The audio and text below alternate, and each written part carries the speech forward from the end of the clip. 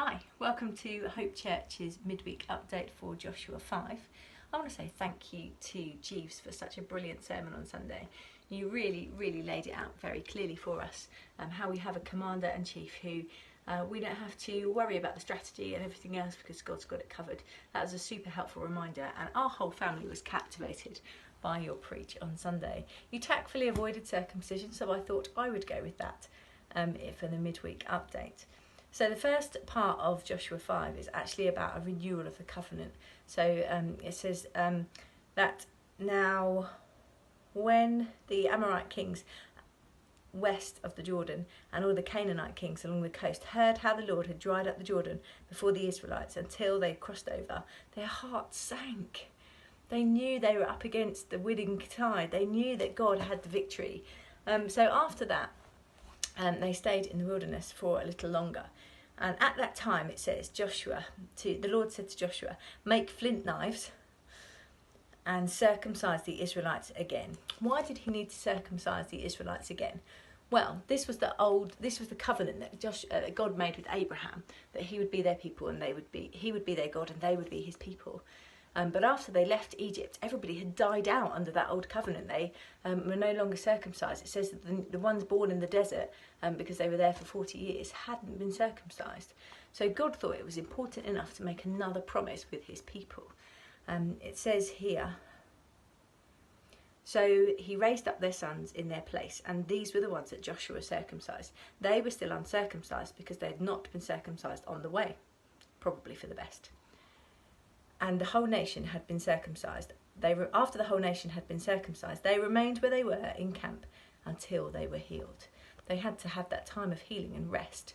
And over this whole kind of corona season, we've definitely had time to renew our covenant with God, haven't we? We've had time to sit and think about the promise of God over our lives and how much we want to serve him with our lives. So really, this has been a time of renewal.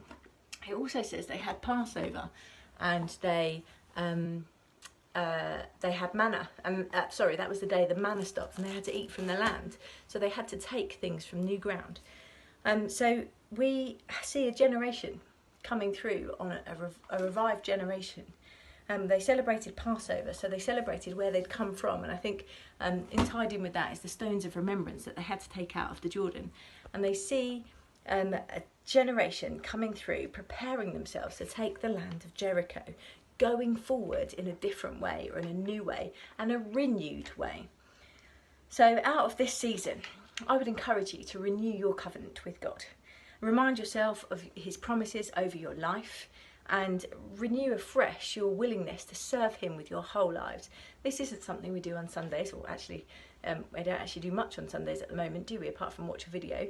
But this isn't something that we just do at the weekend. This is our whole life. This is where God is saying, you need to serve me with your whole heart for your whole life. That's midweek and at the weekend. We're going to celebrate what God has done for us. We're going to look back at our salvation and the milestones that we've achieved with God. That without him we can do nothing. When we were away recently, we went for a bike ride, and my girls were tired.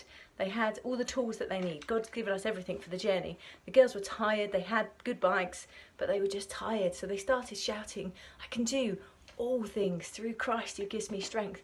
And actually they managed to do it, and they lent into a supernatural strength. And I really believe that God is calling us to lean into a supernatural strength at this time when we're tired of the season.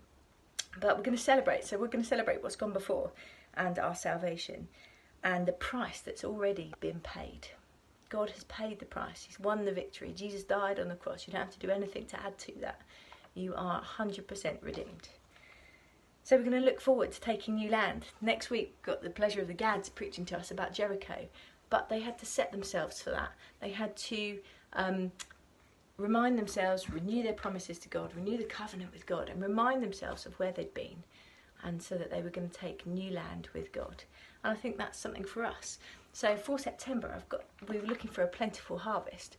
And PJ Smythe, once upon a time, used to say three P's when thinking about people to to bring in to the kingdom. He'd say you need to pick them, you need to pray for them, and you need to prioritise. You need to pick them. so that they are 3 that would stand out, 3 people that you have contact with who don't know Jesus. You need to pray for them to get to know Jesus, and you need to prioritise time with them. So who are those 3 people? I recommend that you do that for the whole of September and pray for them, because I think we're going to start another Alpha course in September. So pick, pray, prioritise 3 people in your life who you can be praying for and prioritising your time with over the next few weeks, because God wants us to take new ground. He wants us to take a new Jericho. He wants us to see people move from darkness to light in his name. So that's your midweek update for this week. Stay tuned next week for some really exciting announcements, and we're really looking forward to this Sunday.